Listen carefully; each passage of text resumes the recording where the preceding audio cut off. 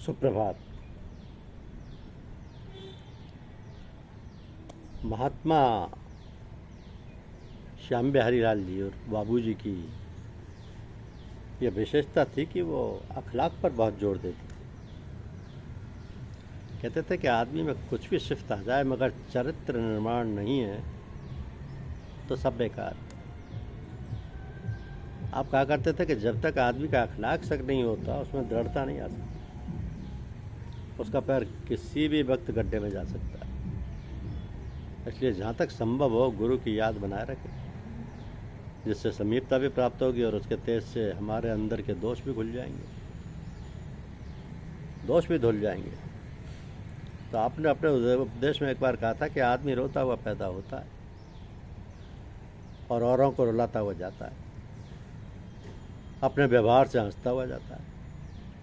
तो जो शख्स रोते हुए पैदा होते हैं और रोते हुए मरते हैं वह जीवन मरण के चक्कर में हमेशा रहते हैं। जिन भाइयों ने ईश्वर को ध्येय बना रखा है वे मरते समय ईश्वर की गोद में जाने से खुश होते हैं, क्योंकि उन्होंने ईश्वर की याद में आध्यात्मिक तरीके से रहना सीख लिया। अब जब प्रेम से सतपथ का पालन करता है वह ईश्वरीय गुणों से मालामाल हो जाता है। मनुष्य को अपना जीवन संसार में इस तरह बिताना चाहिए जैसे मुर्गा भी पानी में रहती है,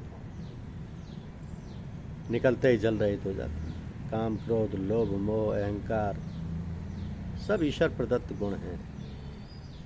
उनका सही उपयोग करना मनुष्य का धर्म है।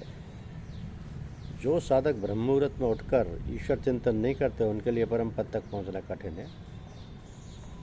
बाबूजी बहुत कम बोलते तथा वक्तव्य देते थे, किंतु जब कोई बात उनसे पूछी जाती थी तब उसका उत्तर बहुत ही संक्षिप्त शब्दों में कुछ ऐसा मिलता था कि जिज्ञासु पूर्णतः एकदम आश्वस्त हो जाता था।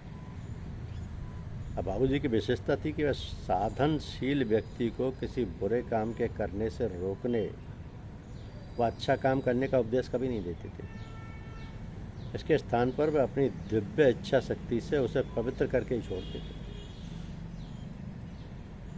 यदि कोई व्यक्ति अपनी मानसिक या सांसारिक परेशानी बाबूजी के समक्ष प्रकट करता था तो वो उसे बड़े ध्यानपूर्वक सुनते थे और कहने वाले को ऐसा लगता था कि वह दुख परेशानी उस समय बाबूजी को भी हो रही है। यदि भी कोई प्रतिक्रिया व्यक्त नहीं करते थे परंतु उसको अपनी परेशानी से मुक्ति मिल जाती। आप कहा करते थे कि जिन्होंने ईश्वरीय भेदों को सबके सामने प्रकट किया वो कृपाधार से वंचित हो जाते। अपने विषय में इष्ट मित्रों को भी संदेह बना रहे कि मैं भक्त हूँ या ईश्वर का प्यारा हूँ। कभी भी इच्छा ना करे कि मेरे पास कोई ज्ञान प्राप्त करने आए। हाँ, जो कोई ईश्वर की इच्छा से आ जाए तो उसकी सेवा अपने को भंगी से भी तुच्छ समझ कर करें। धन्यवाद।